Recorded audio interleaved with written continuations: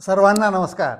मित्रहो, दिवसेंदिवस प्रत्येकाचं वय हे वाढणारच. वय वाढणार म्हणलं की याचा अर्थ की म्हातारपण जवळ येते की काय अशी प्रत्येकाला भीती वाटत असते. परंतु नाही, कितीही वय होऊ द्या, कितीही वय वाढू द्या, तरी पण तुम्ही तरुण दिसण्यासाठी आपल्याकडे उपाय आहे. आणि हे तरुण दिसणारी जी त्वचा असते, तुमच्या शरीराचा जो ॲक्टिव्हनेस असतो, तुमचा जे उत्साह असतो, हा टिकवण्यासाठी त्वचेच्या खाली एक घटक असतो, त्याचं नाव आहे कोलॅजन. आणि हा कोलॅजन घटक काय करत असतो? त्वचेला खालून सपोर्ट देत असतो.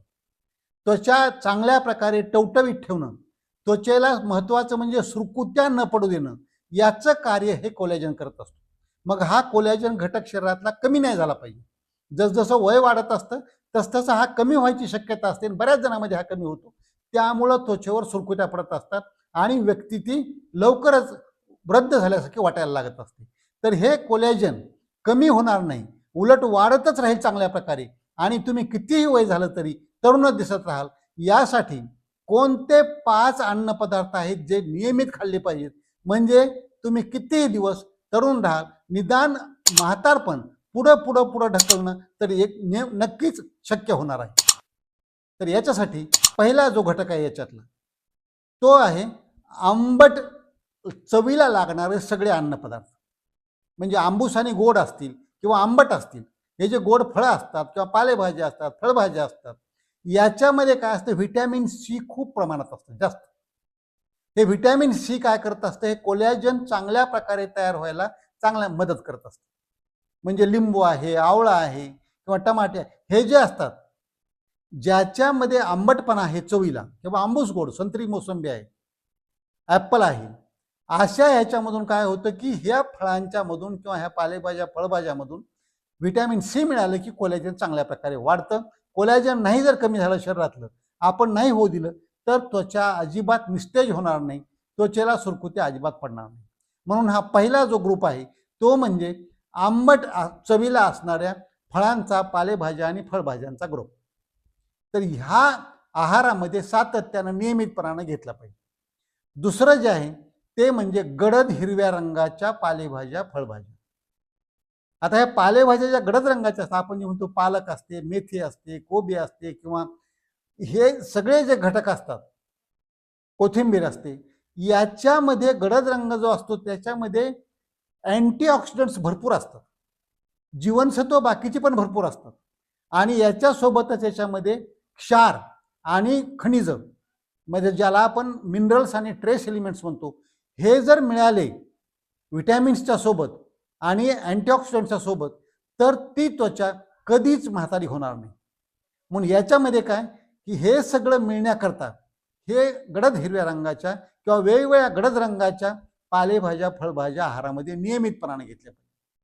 आता याच्यानंतर तिसरा जो ग्रुप आहे तो आहे लाल आणि पिवळ्या रंगाची फळं किंवा पालेभाज्या, फळभाज्या. आता याच्यामध्ये आपल्याकडे कॉमन म्हणजे टमाटे असतात. आता टमाटे अगोदर थोडे पिवळसर असतात, त्याच्यापूर्वी ते हिरवे असतात, पण हिरव्यापासून नंतर पिवळे झाले, पिवळ्यानंतर ते लाल होतात. तर ह्या टमाट्यामध्ये काय असतं? व्हिटॅमिन सी तर असतं भरपूर, पण याच्यामध्ये लायकोपेन नावाचा एक अत्यंत महत्त्वाचा घटक असतो, जो हृदयाची सुद्धा सुरक्षा करत असतो. कारण तुम्हाला कसं आहे, फक्त वरून त्वचाच नुसती निरोगी राहून किंवा तशी दिसून उपयोग नाही.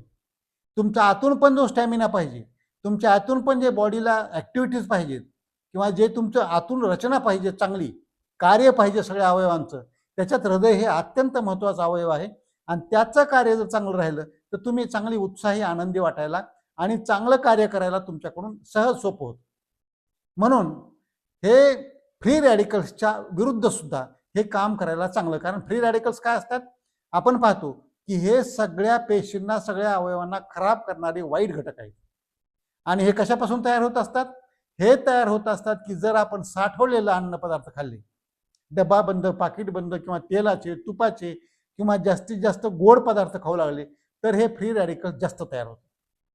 हे चरबीयुक्त आहार जर घेण्यात आला किंवा नॉनव्हेज जास्त घेण्यात आलं तर हे फ्री रॅडिकल्स तयार होतात. मग आपण जर आहारामध्ये ते न घेता जर आपण ह्या टोमॅटो वगैरे लाल रंगाचे तसंच हिरव्या पालेभाज्या वेगवेगळ्या रंगाचे हे जर घेतलं, याच्यामध्ये जे अँटीऑक्सिडंट्स असतात हे त्या फ्री रॅडिकल्सला जे शरीरामध्ये असतील त्यांना निष्क्रिय करायचं काम करत असतात आणि कुठलेच अवयव ते खराब होऊ देणार नाहीत, कुठल्याच पेशी पण खराब होऊ देणार नाहीत.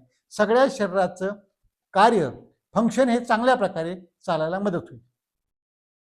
याच्या पुढचं जे आहे चौथा जो अन्नपदार्थाचा घटक आहे तो म्हणजे बेरीज किंवा बेरीजचा जसा कलर असतो, ब्ल्यूबेरीज असतात, ब्लॅकबेरीज असतात, स्ट्रॉबेरीज असतात, अशा प्रकारची जी फळं असतात या वर्गामध्ये मोडणारी, हे असे जे फळं असतात हे पण काय करतात, तुमचं वय कमीत कमी ठेवण्याकरता मदत करत असतात. म्हणजे वय वाढू द्या पण तुम्ही दिसायला कमीत कमी वयाचे दिसत असतात. म्हणून या पण फळांचा समावेश सतत आहारामध्ये केला पाहिजे. हे जो ग्रुप आहे या ग्रुपमध्ये पण चांगल्या प्रकारे व्हिटॅमिन्स असतात, अँटीऑक्सिडंट्स असतात, व्हिटॅमिन सी पण चांगल्या प्रकारे असतं. म्हणून हे ताजे फक्त असावेत आणि फ्रेश असावेत. आणि हे सगळं जे आपण वरचं वर्णन करतोय हे स्वच्छ धुतलेले, धुवून पुसून चांगल्या प्रकारे हायजीन इथं चांगल्या प्रकारे पाळलं पाहिजे. म्हणजे त्याचा काही साईड इफेक्ट किंवा दुष्परिणाम शरीरावर मध्ये पोटामध्ये होणार नाही, किंवा जंतू रोगजंतूमध्ये जाऊन क्रमी वगैरे होणं किंवा पोटामध्ये किडे तयार होणं किंवा पोटामध्ये इन्फेक्शन होणं हे होणार नाही. म्हणून हे सगळं कच्चं खात असताना आपण ठरवलं पाहिजे की ते स्वच्छ आहे, पाण्यानं चांगलं खळखळ धुतलेलं आहे आणि चांगल्या प्रकारे पुसून घेतलेलं आहे. याच्या मार्फत कुठलं इन्फेक्शन मध्ये जाणार नाही याची काळजी घेतली पाहिजे. तसंच याच्या नंतरचा जो घटक आहे तो अत्यंत महत्त्वाचा आहे, सर्वात महत्त्वाचा घटक आहे आणि तो आहे नट्स अँड सीड्स. म्हणजे काय, आपल्या भाषेमध्ये जे आपण म्हणतो असतो ड्राय फ्रुट्स किंवा पूर्ण अन्नधान्य ज्याला म्हणतो आपण, शेंगदाणे वगैरे असतील, तसंच वटाणे असतील, द्विदल घटक असतील किंवा काही सीड्स असतात, बिया असतात, याच्यामध्ये जे सगळे घटक येतात, बदाम आहे, अक्रोड आहे, जवस आहे, चिया सीड्स आहेत, तसंच भोपळ्याच्या बिया आहेत, डाळी आहेत, सगळ्या सूर्यफुलाच्या बिया आहेत, हे सगळं जर तुम्ही व्यवस्थित घेतलं याच्यामधून प्रोटीन्स चांगल्या प्रकारे शरीरामध्ये जातात. आणि प्रोटीन चाललं चांगल्या प्रकारे शरीरामध्ये की त्याच्यासोबतच झिंक आणि त्याच्यामध्ये हेल्दी फॅट पण चांगल्या प्रकारे जात असतं, ज्याची शरीराला गरज असते. म्हणजे हेल्दी फॅट मिळणं शरीरासाठी हा एक चांगला गुणधर्म असतो. प्रोटीन्स मिळणं आणि झिंकचा पण चांगल्या प्रकारे उपयोग होत असतो तुम्हाला तरुण ठेवण्याकरता. म्हणून तरुण ठेवण्याकरता हे प्रोटीन्स, कारण प्रोटीन्स काय करतात की हे कोलॅजन तर तयार करायला मदत करतात, परंतु तुमच्या अंगातली जी रोगप्रतिकारशक्ती असते ती वाढवण्याचं काम प्रोटीन्स करतात. तुमचे मसल मास जे असतं, स्नायू जे असतात, आणि या स्नायूंना जर ताकद चांगल्या प्रकारे आली तर तुमचे सांधेदुखी वगैरे सारखं काहीच महाग लागणार नाही तुमच्या. कारण स्नायू हे काय करत असतात की खालचा भाग आणि वरचा भाग कुठल्याही सांध्याच्या खालचा आणि वरचा भाग जो असतो त्याला जोड देत असतात हे.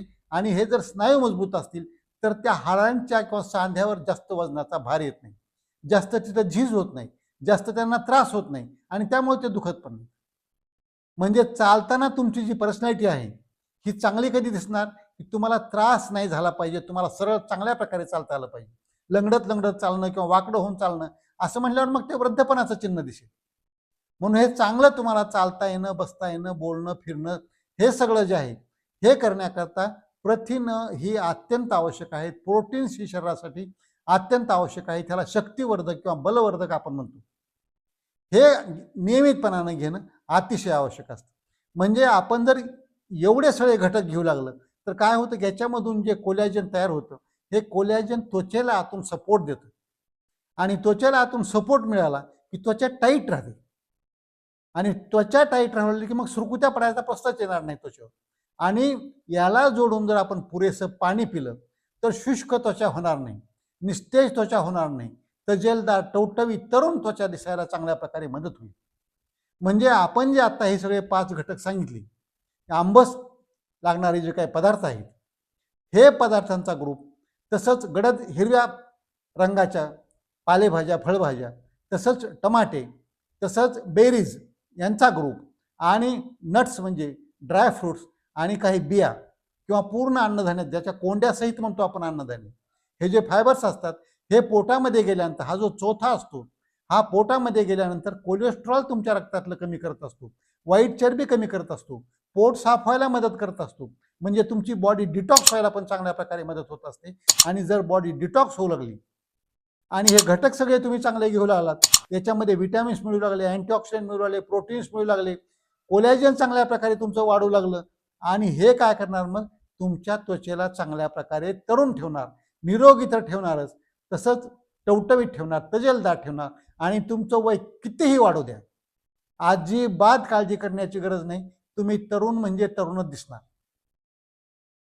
त्यासाठी हे सगळे नियम किंवा हे जे आपण आहाराचे पथ्य सांगितले, हे सगळं सतत आहारामध्ये असणं अत्यंत आवश्यक आहे. विशेषतः हे 5 घटक सतत आहारामध्ये घ्या, आणि हे सगळं घेऊया, आणि वय कितीही वाढत राहिलं तरी सतत तरुण दिसण्यासाठी, तरुण वाटण्यासाठी, भासण्यासाठी, असण्यासाठी आणि तरुणच राहण्यासाठी याचा सगळा आपल्याला फायदा होऊ शकतो. तो फायदा करून घेऊया आणि निरोगी राहून दीर्घायू होऊ. आजचा व्हिडिओ आवडला असेल इतरांना पाठवा, लाईक करा, कॉमेंट करा, आणि डॉक्टर राम जावळे हे चॅनल जर आजपर्यंत सबस्क्राईब केलं नसेल तर प्लीज सबस्क्राईब करायला विसरू नका. कारण आपलं आरोग्य आणि सत्यमेव जयते, सर्व नात्याहून श्रेष्ठ मला हेच नाते. जय जवान, जय किसान, जय भारत, जय इन्सान. निरोगी राहून दीर्घायू होऊन आकाशात भरारी घेऊया. चला दोस्त हो, रोगराईला हाकलून